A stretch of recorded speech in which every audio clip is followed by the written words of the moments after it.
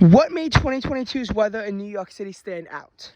Well, notwithstanding the storm that we're going to have at the end of the month, I feel like it would be important to discuss this because we've come a long way since January, and I do feel like I want to talk to you, the viewers, about what made 2022's weather stand out in New York City. So, last year in 2021, the biggest story of the year was Ida, and the fact that we had the second wettest summer immediately preceding Ida. Had Ida came just one day earlier, then it would have made New York City New York City summer in 2021 the wettest on record. But in 2022, we did not have nearly as much rain, and we had a very dry summer. In this video, I'm going to discuss what made 2022 stand out in New York City and the interesting weather events that defined 2022 in New York City and the surrounding metro area. So, January started off with December's near record warmth in mind. I shouldn't say near record warmth because of how astoundingly hot 2015 was, but it was the third hottest December in New York City, and in the top 5 across the entire metro area, with some sites seeing their second warmest December. Obviously, nothing is going to top 2015. So even Newark, where they saw the hottest October back in 2021, which, by the way, New York City ranked only 6th, even Newark could only see second hottest December. January 1st had a balmy low temperature, 50 degrees in the city center, but they did not set any records, and there was very little space between the high and the low. While highs of the upper 50s into the lower 60s did tie or break some records in the metro area, New York City was excluded. But this would be our last bastion of warmth for a while, as January would realize temperatures of 3.4 degrees below average at barely above 30 degrees. In the end, this would be New York City's most below average month since 2019's November, and we would see our coldest January in 7 years and our snowiest in 6 years. Of particular note, on January 7th, a fast-moving storm dumped 5.8 inches of snow in the metro area, in the city center, but we saw over 8 inches of snow in parts of the metro area, which led to a lot of car crashes. On January 17th, a storm trekked inland. 2 days earlier, while definitely not setting any records, New York City had their coldest day in 3 years, with a high of 21 degrees and a low of 10 degrees. The day before, January 14th, was slightly above average with a high of 43 degrees. But this day fell way below average. However, temperatures immediately climbed up on Sunday to have a high of 37, as the storm would bring less than an inch of snow before changing to rain. Staten Island would see over 2 inches of rain due to the storm system, where temperatures were mostly able to remain above 38 degrees. This warm air did not spare much of the interior Northeast, which still saw blinding amounts of snow, but New York City was spared on that one. However, good luck can't always stay with the city, and during a 6-day cold wave at the end of the month, Winter Storm Keenan, a giant blizzard that tied Boston for their 24-hour snow record of 23.5 inches, billowed the city. While the city itself only saw around 9 inches of snow, it was still heavily disruptive, leading to car crashes in New Rochelle. On Long Island, 4 people would die as a result of the storm and its complications. Iceland would see over 2 feet of snow as a result of the storm, and generally the further east you went, the heavier the snow was from the system. February would be an above average month for New York City, but below average on the low. February 2021 was New York City's 3rd smallest temperature variation for February, and ultimately that January and February did combine for the smallest on record when we put them together. That year, January was ever so slightly warmer than February, but this year, February would wind up having way more warmth to its name. The average high was 6.9 degrees warmer than in February 2021, but the average low was actually half a degree chillier. And February 2021's low was right about the average. So yeah, it was not exactly a fun one, and temperatures were only able to realize 1.7 degrees above average because of that. However, there was still a lot of warmth to be felt in the metro area, but also a lot of cold. Snow did not go away. We still picked up 2 inches of snow during the month of February. Most of it fell on Super Bowl Sunday, just after near record warmth with temperatures around 59 degrees. In February, we started off with that major rainstorm that became an ice storm. Temperatures in New York City dropped by nearly 20 degrees in an hour, from 54 degrees at 7 a.m. to 38 degrees at 8 a.m. Excuse me.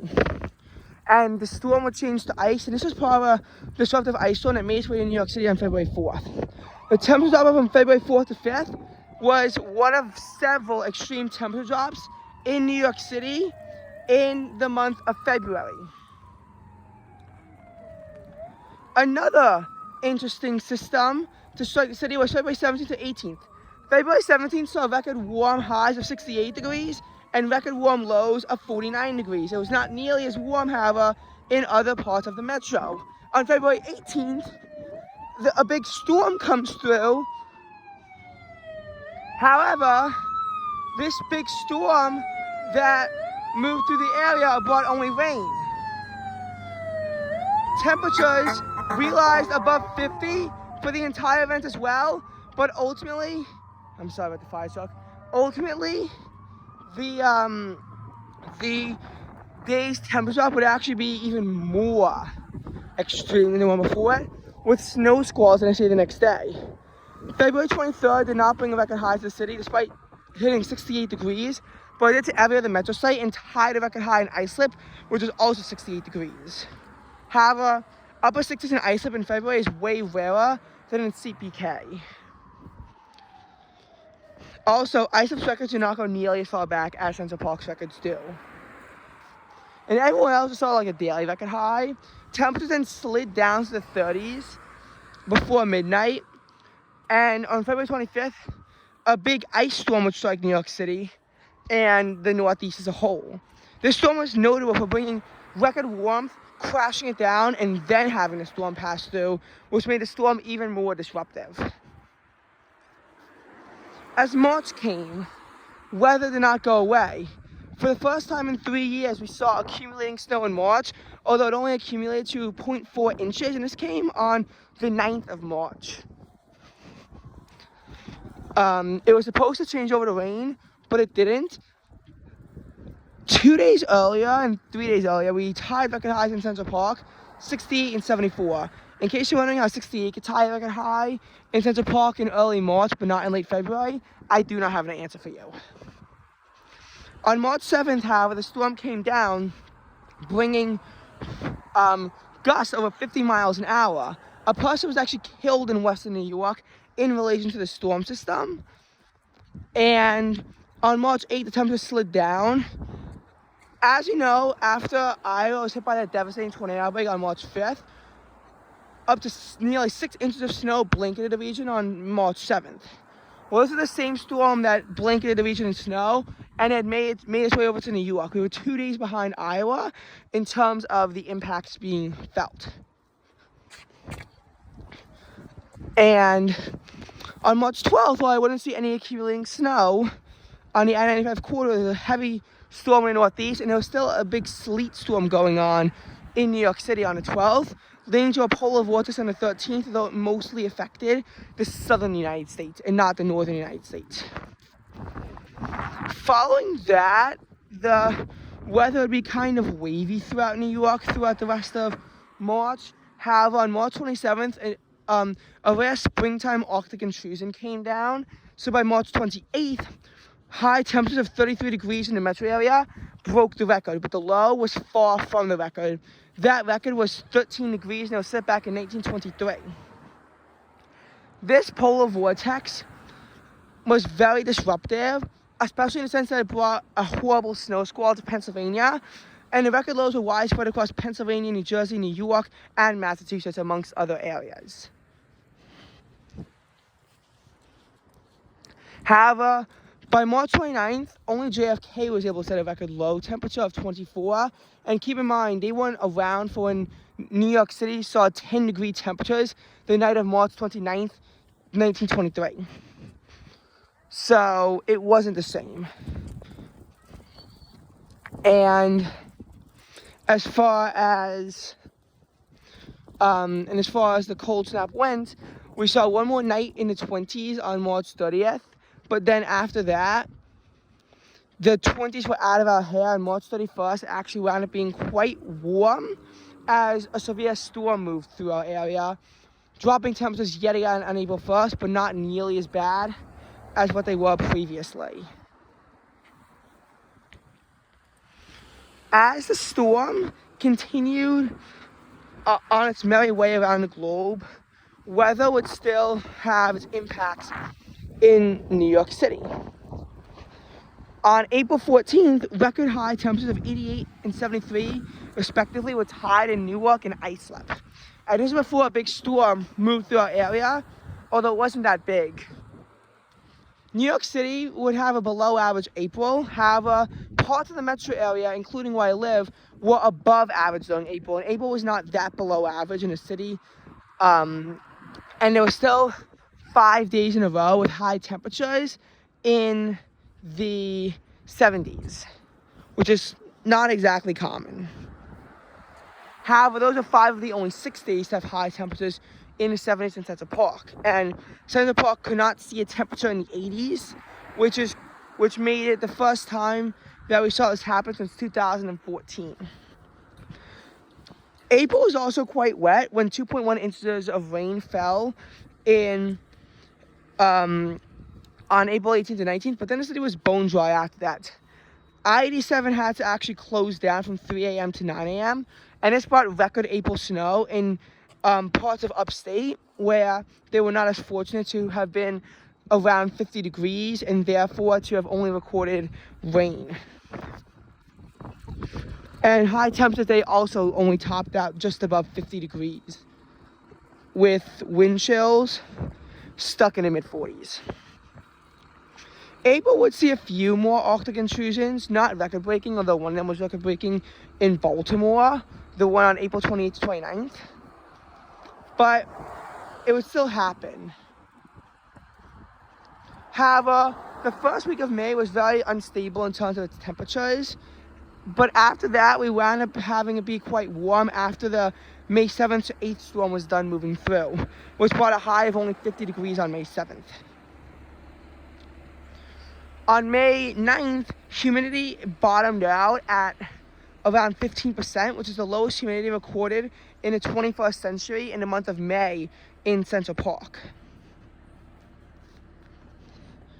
After that, we don't really have any stories until May 21st, where the temperature jumped to 90 degrees, with a record warm low on May 22nd of 72 degrees.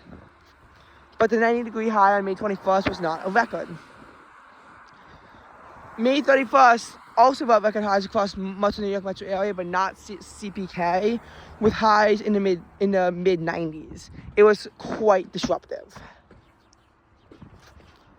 May would ultimately be 0.8 degrees above average in Central Park, but over 3 degrees above average across portions of the New York metro area, because Central Park was kind of the hole in the warmth, as they sometimes can be.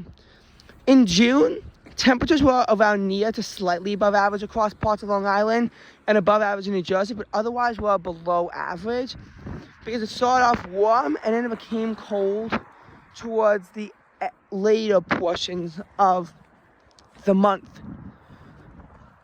In June, we would wind up seeing a big storm move through on June 9th that actually brought a tornado to parts of New Jersey. The first time that Central Park had 3 highs in the 80s was June 13th to 15th, which was actually later than when my suburb had it from June 8th to 10th, and was also later than the average date of this occurrence first happening. Combine this with June 17 being very warm, but then a week of cold, is what really dragged this month down in terms of temperature. However, July would be way above average, and we'll see highs of 80 plus on every single day. That's only the second time that it happened during the month of July. This even happened on July 18th when torrential downpours caused sinkholes in New York City. Up to 4.8 inches of rain was recorded. This broke daily rainfall records, and the Garden State Plaza in northern New Jersey flooded over. It was highly disruptive, and then it brought a 6-day heat wave. Newark broke the record for the most consecutive days at or above 100 degrees, with 5 such days occurring. It was extreme heat in the city.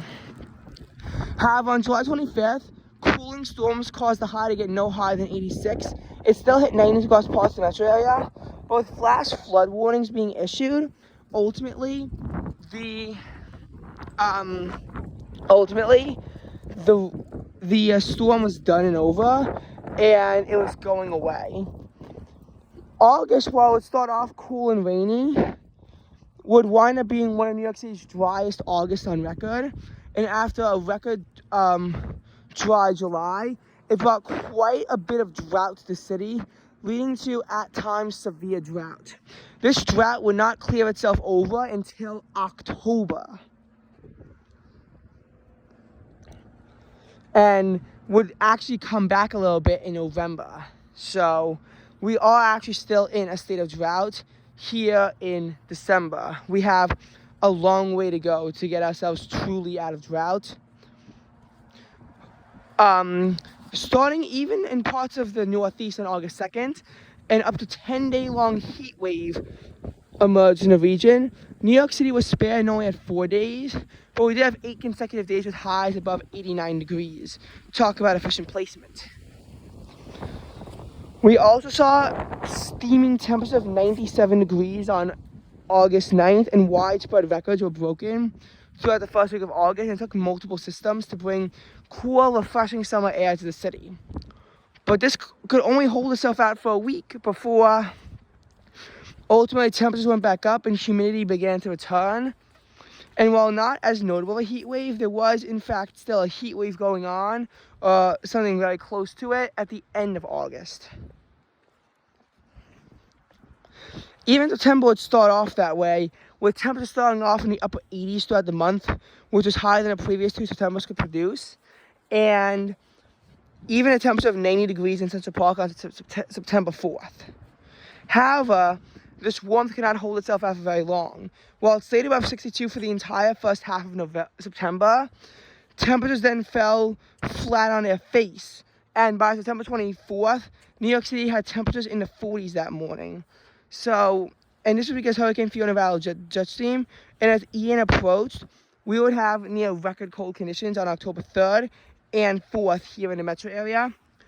Over 3 inches of rain fell in correlation to Hurricane Ian, and it was a very widely disruptive storm, even here, but it was more disruptive in New Jersey than it was in New York City.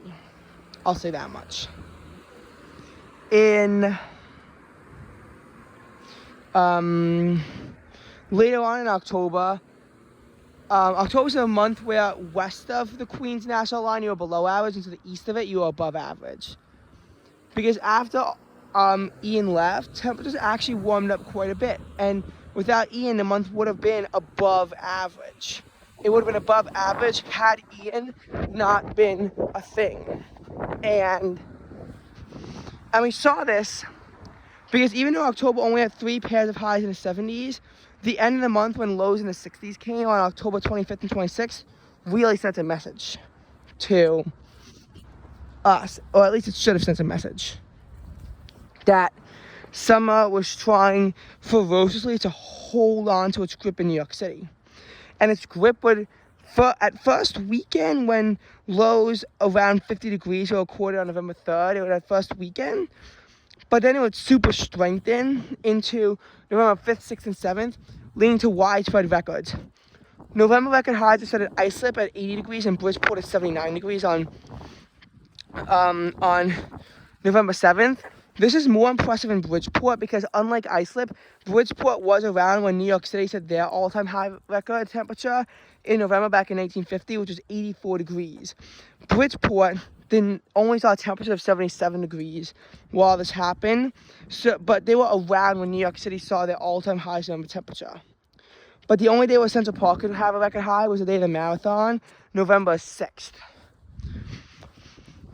However, this cold front would wind up coming in quite stealthily, bringing back to seasonable temperatures on November 8th, 9th, 10th. It would warm up leading to the cold, which brought about an inch of rain on November 11th. From there, we had cold temperatures, and including temperatures getting down to the mid-20s, colder than last November, and the highs, they were only in the low 40s as well, which was warmer than last November, where there's a day with a high in the upper 30s. Ultimately, this November would be a quite intricate one, but it would finish on a warm end. Then in December, we saw this mix of warm and cold trying to fight each other out, and I mean fight each other out, with quite a few storms pulling through our area.